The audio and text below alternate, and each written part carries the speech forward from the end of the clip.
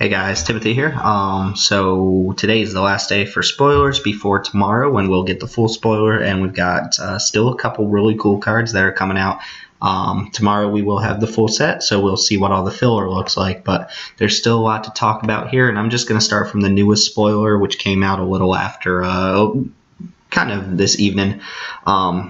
That would be Make Mischief. This is a 2 and a red for a sorcery that says Make Mischief deals a damage to target creature or player. Put a 1/1 red devil creature token onto the battlefield, and if the devil dies, you get to ping something for one, a creature or a player. Now this strikes me. I had a feeling there was going to be at least one devil making card in this set. This is much, much weaker than the other two we saw in Shadows. Dance with Devils and Devil's Playground, I think, were both very strong cards. This one's a little bit weaker unless you're using that 1 damage to kill a creature. Now, this is a natural 2-for-1 if you can kill a creature with it, and there are enough X1s to justify being able to kill 1 toughness creatures. Dual Shot was a perfectly main deckable card for a lot of reasons. So if this can kill a creature and also give you a devil token, it's pretty good. But if all you're doing is pinging a player and getting a devil token, I think it's a lot worse. Those devil tokens are actually really, really annoying to play against, though, so I could see this being great, but I wouldn't want to bog my red deck down with a bunch of these. I think it's a fine filler card. And if your opponent is playing a lot of X1s, you'll be happy to have at least 1 to 2 of these. After that point, I'm a little less excited about them. But those devil tokens are tedious to play against on the opposite side. So, it's a red common. Take what you will out of it. Subjugator Angel is 4 and 2 white, so a 6-mana 4/3 flying angel. And when she enters the battlefield, you tap all creatures your opponents control. That's actually pretty strong effect in limited. Actually a very strong effect, especially in this color, which tends to want to attack a lot. This reminds me a lot of, from Origins, a creature named Seismic Elemental, which it was a 4/4 for 5 in red, which said when it comes down, creatures without flying can't block that turn. This kind of fills the same role while being a more relevant creature. It essentially says your opponent's creatures can't block the turn that you play this. Or use tap abilities, or they're forced to use tap abilities right away. So I can see this being a very solid finisher for a white deck, either a low to the ground, early aggressive white deck, or just a mid-range white deck that wants to get in there. This card is very strong on its own. It's a 4/3 flyer, which usually you don't want to pay 6 mana for, but those are still good stats with the ability tied along. So this is a very strong uncommon in this set. I would venture to say this is probably going to be one of the better finishers outside of the rare level, but we haven't seen the whole set yet, so can't make claims like that until tomorrow. By the way, I do intend to do a couple videos of what I believe are the best commons and uncommons to be looking out for your pre-releases, as well as just draft in general once that gets going. Here we have a 1 green enchantment, Crop Sigil, that says at the beginning of your upkeep, you may put the top card of your library into your graveyard. So May ability is always nice. With Delirium, for 2 and a green, you can sacrifice Crop Sigil and return up to 1 creature and 1 land from your graveyard to your hand. You can only activate this ability if Delirium is active. So this is really nice. This seems like the type of card that only Delirium decks would really want because of that first ability. If you are struggling to activate Delirium in your deck, this card gets a lot worse. I think of Autumnal Gloom, the one that turns into a 4/4 hexproof trample creature. That card seems really great, and if you're dedicated to Delirium, it's really good. But if you are struggling or just on the cusp of being able to continuously get Delirium in your games, the card goes way, way downhill. This is self-milled. This is a perfect example of a card that is an enabler plus a payoff in the same regards. A lot of times self-mill decks, like Delirium-based decks, what they'll do is they'll mill cards to achieve some sort of effect, but in that process you'll get rid of a bunch of cards that you don't want to get rid of. This is very strong over the course. If you play this on turn 1, over the course of 3 more turns, you've already gotten 3 cards into your graveyard. And then the fact that you can trade it in later as a 2-for-1 is really, really nice. So again, played in your Delirium decks, it actually makes Delirium much easier to achieve, I would believe. And it pays you off for it by letting you regrow 2 of those cards, a land and a creature. That is a 2-for-1. So this is kind of a card that pays you off in the long run and also enables your Delirium cards really nicely. Olivia's Dragoon. Maybe I don't know what Dragoon means, but seems incorrect. Sorry about that. Apparently we weren't connected to the internet for a split second. Anyway, Olivia's Dragoon is 1 in a black for a 2/2 Vampire Berserker. Discard a card. Olivia's Dragoon gains flying until end of turn. So this is really interesting compared to the Constrictor, the Noose Constrictor that I saw yesterday. That's a 2/2 green creature with reach that says discard a card and it gets +1/+1. It's kind of interesting that these cards are comparable to one another, but the Constrictor is more of a Delirium card, and this is more of a Madness card, just due to their color combinations and their creature type and so on and so forth. This card is solid. It's a bear on its minimum, and that's usually a serviceable card. Even if you don't ever intend to use the ability, being able to jump it in a worst case scenario is pretty decent. Discarding a card is steep for that, but obviously you don't want to be doing that unless it's you're either pressing the advantage with that damage or you're doing some sort of Madness or Delirium shenanigans. In Standard, I'm not sure this card really has what it needs, given that we have some better 2-drops. I think Air Falcon Wrath, Stromkark, whatever it is, the new double black vampire, and even Ravenous Bloodseeker. I think all of those kind of fit this role decently. Yeah, this can drop more than 1 card per turn, but the ability doesn't stack. Like double flying doesn't mean anything, and there aren't very many games in Standard, even with the most aggressive deck, where you actually have the mana in an aggressive red-black deck to be able to drop multiple Madness cards in the same turn. So I think a lot of people are looking for something that can just dump card after card after card, but you have to consider, like, are you actually going to have the mana to Madness out all those cards in the same turn? Probably not, especially if your goal is to just win really, really early. You're not going to play a deck with, 25, 26 lands, so you're not always going to have the mana available to do it. Anyway, this card might see Standard play if Vampires are viable, and it will definitely be a solid pick in Limited, so it definitely has my seal of approval. I love bears that do something, and this fits a deck very, very nicely. It is a common as well, which is useful. Moving on, we have Courageous Outrider. Another card, white is really crazy. In case you haven't noticed, white is ridiculous in Standard right now, and Limited always seems to get good white stuff, but this is a decent card. It's a 3 in a white, Human Scout, 3/4. That's good stats. Look at what Solitary Hunter did in Limited. 3/4 was just enough to get past most of the creatures at the same mana cost. So, like I've mentioned, Eldritch Moon is raising the power and toughness bar for creatures, but 3/4 for 4 is not something to just scoff at either. Anyway, it comes with a good ability tacked on too. When it enters the battlefield, look at the top 4 cards of your library. You may reveal a human card from among them and put it into your hand. The rest go to the bottom. So if you're playing dedicated humans, or even if you're in like red-white where half your werewolves are going to be humans, or I guess that's not really true anymore. Most of the werewolves aren't actually humans anymore, but you still have that Shadows pack, whatever. Plus, I'm sure we'll get a billion common humans. Anyway, if this ever hits, that's a very, very good card. A 3/4 for 4 that draws you a good card is very, very good. So this is also the type of card where I like to give a shout out for its rarity. It's not a rare. It would be disappointing as a rare, but it's also strong enough to not be a common. So it's like a snap uncommon card.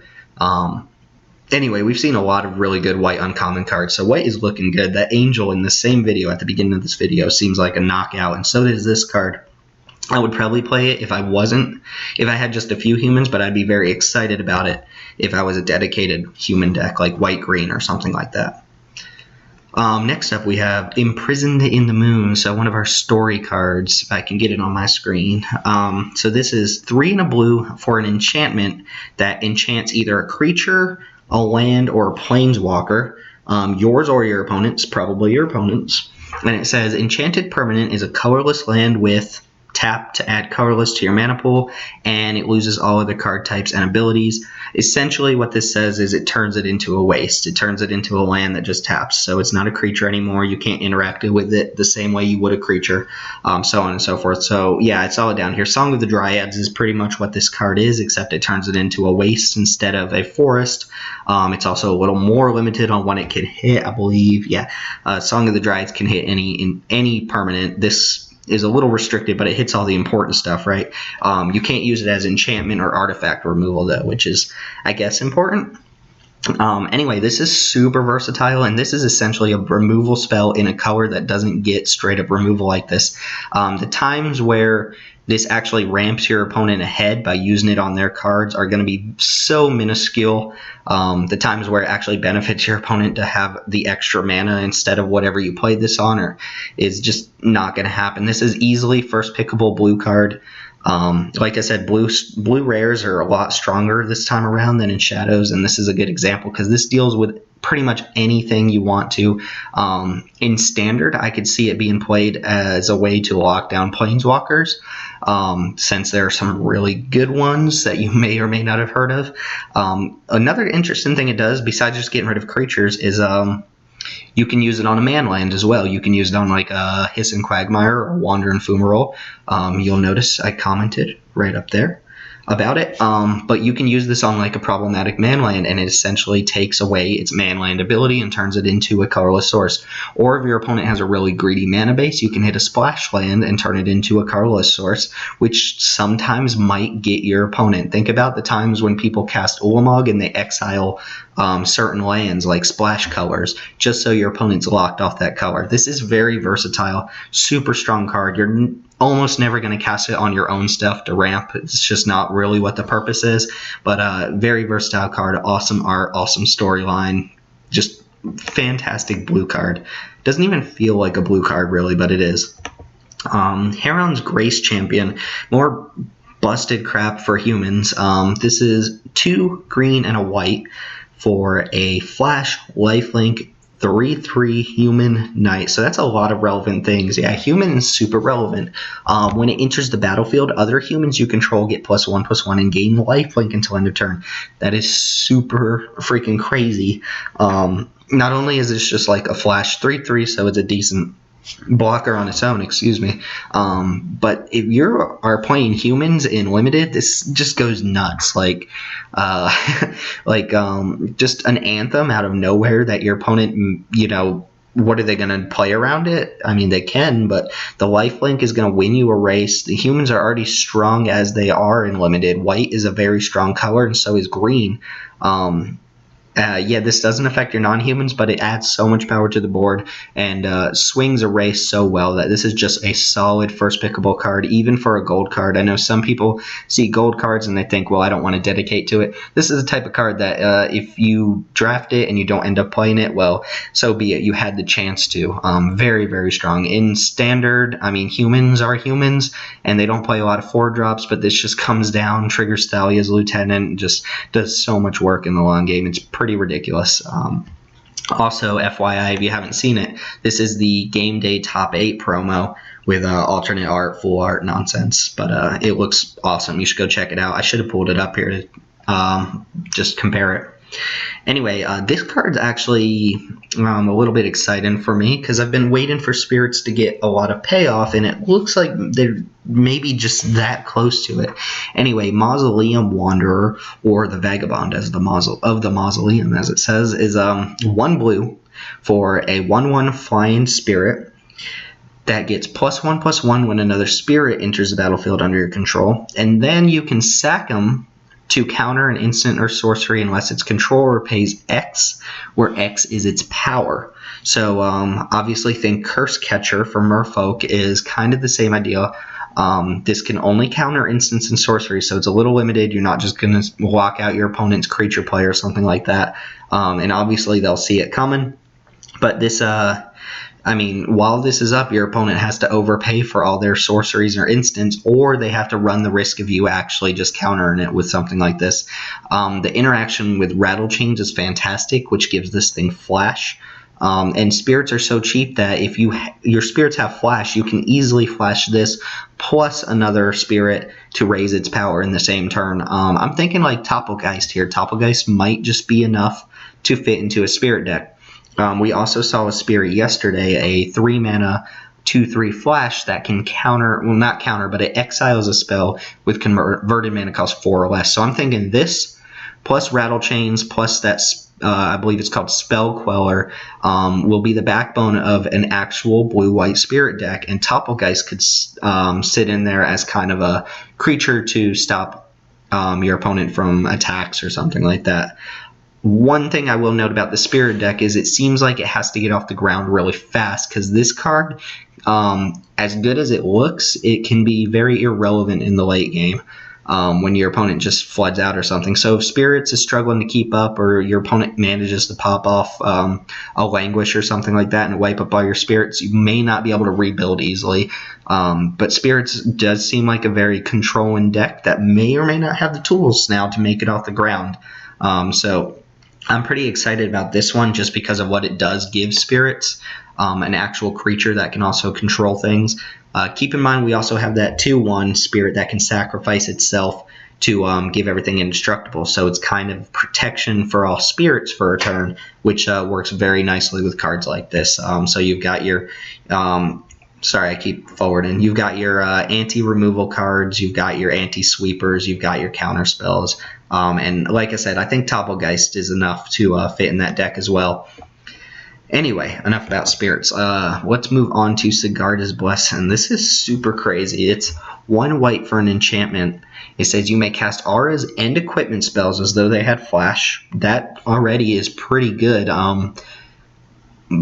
Auras with flash are so much better than auras without flash. Just look at a bunch of older examples, or even in limited right now, Spiteful Motives is such a strong card because it has flash.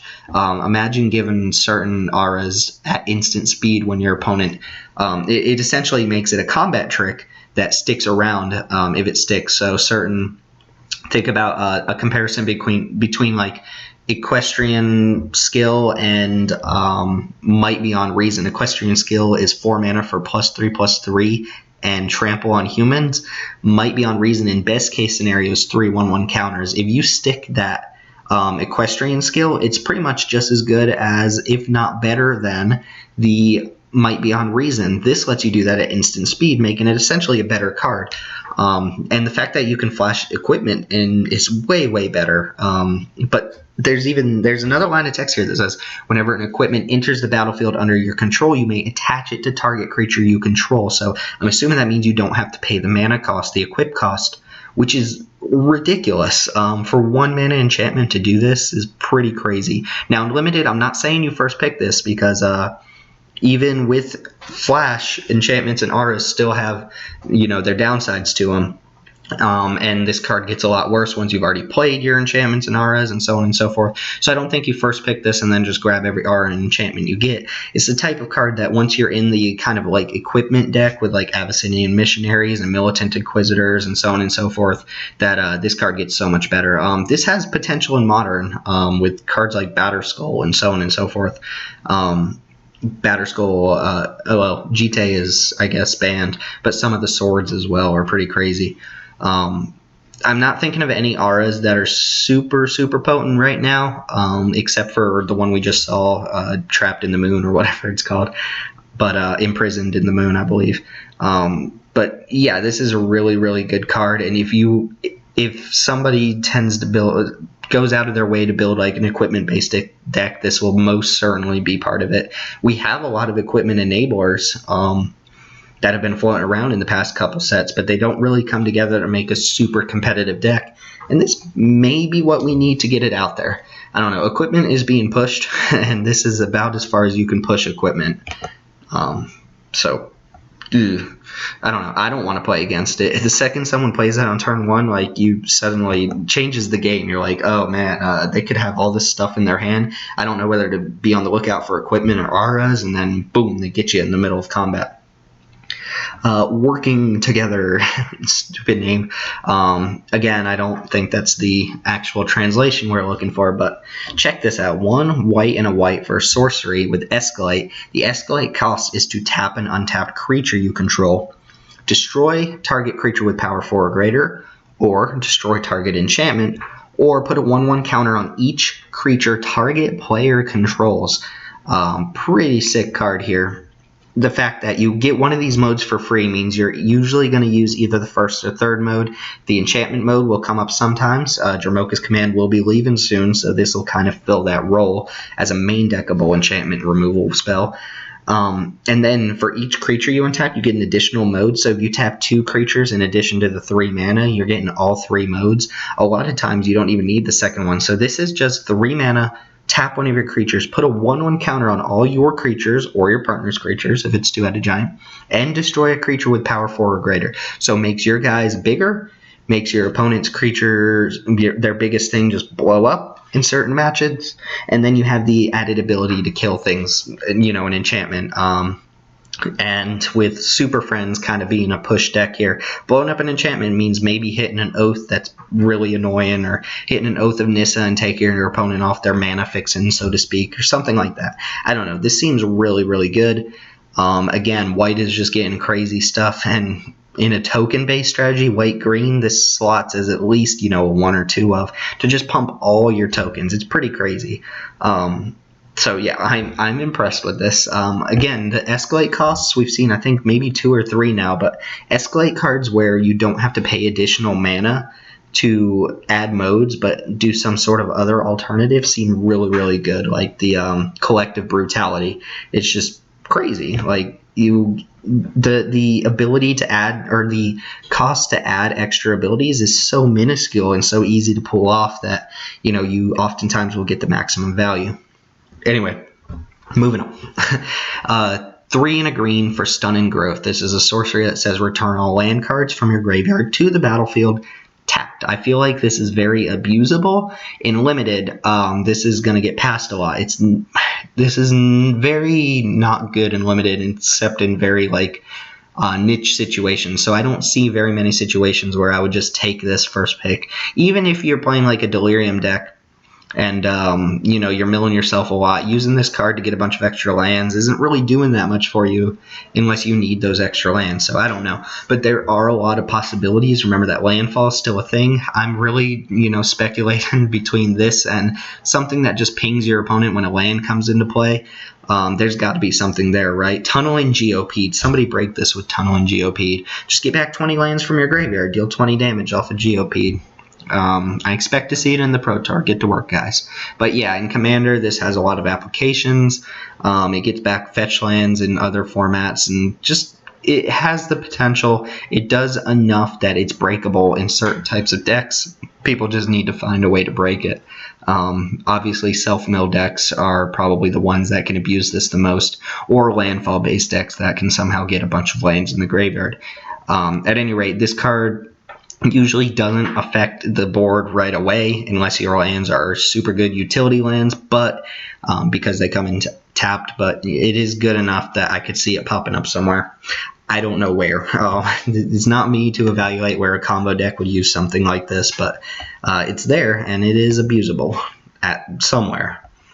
Last card for today. This is Wolfkin Bond. Wolfkin Bond. This is 4 and a green for an enchantment. When Wolfkin Bond enters the battlefield, put a 2/2 green wolf creature token onto the battlefield, and the enchanted creature gets +2/+2. So I think they nailed it with the Thesaurus here, because I was thinking Knightly Valor when I saw this. Same mana cost, same kind of stats. The only difference is you don't have Vigilance attached to the enchanted creature, and Vigilance attached to the token. So it's a worse version of Knightly Valor, but Knightly Valor was pumped up to an uncommon for a reason, because it was very strong and could win games. It can make a creature way, way too strong. Not too strong, but really hard to deal with while giving you additional value. This card pretty much does the same thing, but is fixed to be a common level card. Obviously fits nicely into wolf decks, where that wolf is going to get some sort of bonus.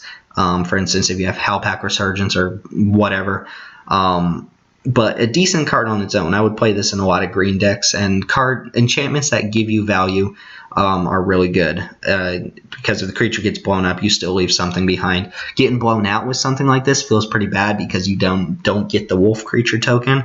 But keep in mind, this does work with the Sigarda's Blessing that we just saw. At instant speed, this is really, really good. It's just an extra 4 power and toughness on board, and that sticks around. That's really, really good.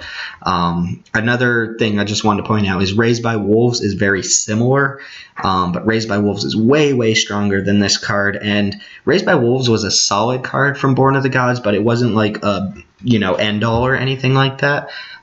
Cards in that format tended to be much, much bigger. I'm willing to bet that they tested out Raised by Wolves in this format, but decided that that might have been a little too much. And it does seem like Raised by Wolves would be much, much stronger in this format where wolves are really relevant. So I think they dumbed it down to be this version, but that's just a guess. I think this card is solid. It is decent common, and it feels like a common. It doesn't feel super powerful, but it feels powerful enough that you would play it in a deck. Anyway, yeah, I looked up the definition of flare earlier, but it's something that skins the top layer of skin, or I don't know, like flay a fish or something like that. You cut the top layer off. Anyway, fun fact of the day, you know what flayer means now because it's used on literally every Magic card. But yeah, lots of cool stuff. So tomorrow we're getting into the full spoiler. I do intend to do a video for the full spoiler, so that will probably be a pretty long video. I might break it up into parts or colors or something like that. But I do want to look through the full spoiler and kind of evaluate things. That should go quicker because commons and uncommons tend to be a little less complicated, so there's not as much to say, and they usually include a lot of reprints that we can just kind of reference how they've done before, or cards that are very similar. So be on the lookout for that. Again, I want to thank you guys for taking the time out of your day to watch my video. If you watched any of the others, I appreciate you, and even if you downvoted it or upvoted it or just watched a couple minutes, thank you. If you're only watching the first few minutes, you won't hear this, but I do appreciate anyone who's watched up to this point. So let me know what you're thinking about Eldritch Moon. Let me know what else you think we're going to get before tomorrow. And my name is Timothy. I'll see you guys next time.